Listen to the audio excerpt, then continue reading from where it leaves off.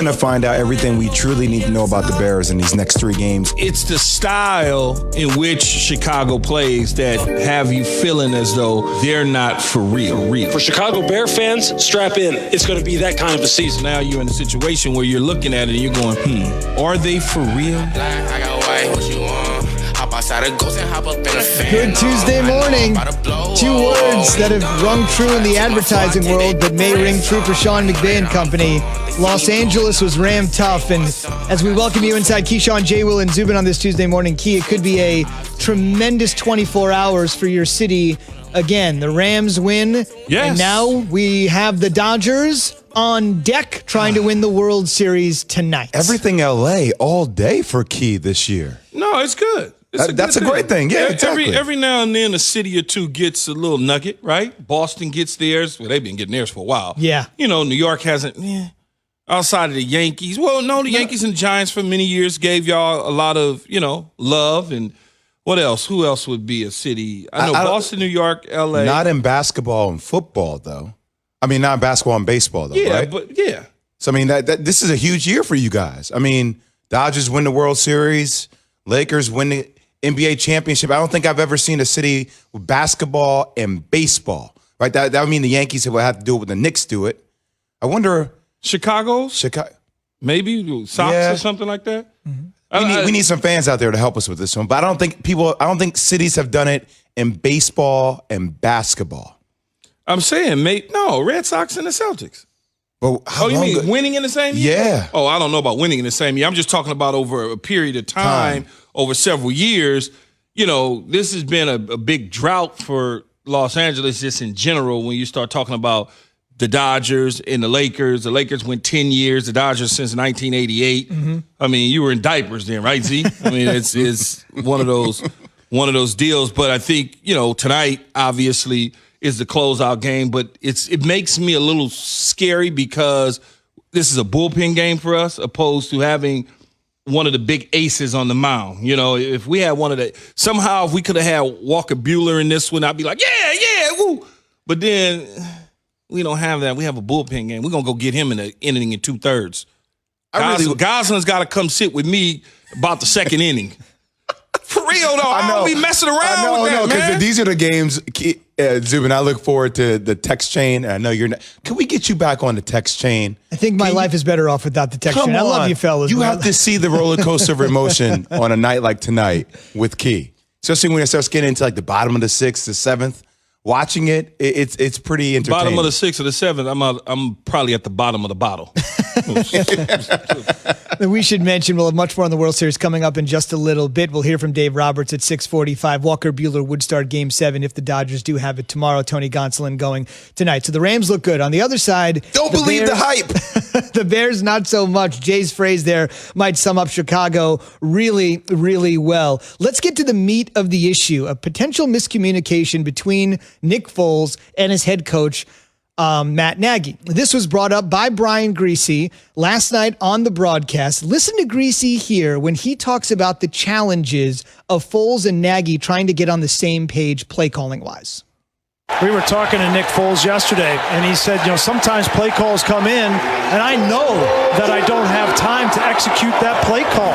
And, I'm the one out here getting hit. And sometimes the guy calling the plays, Matt Nagy, he doesn't know how much time there is back here. And so that's something that they have to get worked out. As you might expect, that raised some tremendous eyebrows. Nagy was asked about it after the game, sort of tamped it down, said you got to talk to Nick about it. I don't really think that's the case with me and Foles. We have a great relationship. Foles, if he had a miscommunication with Matt Nagy, Foles also said, I must have had a miscommunication with Brian Griese. Listen to this. That was definitely a miscommunication with Brian and I. We do these pregame conversations the day before the game just to give them information. That conversation, Coach Nagy and I have a great conversation on the sidelines. So there might be times where we go through it beforehand and say, hey, what do you think? And there's times where you got to get the ball out quick and whatnot. But in those situations, like Matt and I have a great relationship on the sideline with conversations and everything. I think, in that situation with Brian, it was just a miscommunication of words because that's not what I was trying to bring across in that conversation. Key? The interesting thing for me is I hate to go against a colleague in Brian Griese, but Nick Foles is 100% correct. And I don't need to hear Brian Griese or Nick Foles, for that matter, try to explain to us exactly what the conversation was. The words were probably, to a degree, hey, I wish I had a little bit more time, or Brian probably, put it in his own words. And that's what they do. When you can go around the league and you can go to every single team, both in the run game as well as in the pass game, and there are plays that are on that call sheet that coaches are kind of fascinated with, fixated with. They just kind of want to, call it and feel good about it, even though it may not necessarily be the best play at that particular time or throughout the game. They continue to keep doing it because one thing is right. They're not in the cockpit, so they're not sitting back there dropping back to be able to tell what the rush looks like. They got to get a feel from the sidelines, or they may not understand right then and there that the protection has broken down and there's no answer for Aaron Donald, even though they may think that there is. When you're calling a game in the flow of the game as an offensive coordinator, and we could also have a conversation with Todd Haley, former head coach of the Kansas City Chiefs, offensive coordinator of the Cleveland Browns, who's going to be joining us later, about this, is that there's plays in your call sheet that you just stick with, even though the guy may be getting, beat down. They just will call them because eventually it comes around as a positive in the run game as well, where we all sit at home and we say to ourselves, Jay, why is he calling that play? I don't know, it's 2 yards. They're not getting anywhere. It's like eventually it's going to pop. And sometimes that happens like that. So, you got to think that Matt Nagy, along with Nick Foles, kind of know exactly what it is that they want to do from an offensive standpoint and feel good about it. Well, they kept Chicago to 49 yards on the ground. So, and he got sacked. Nick Foles got sacked 4 times. Let's just. Well, you're going to get sacked 4 times with Aaron Donald in that front. Agreed. So let's just call this what it is, Key.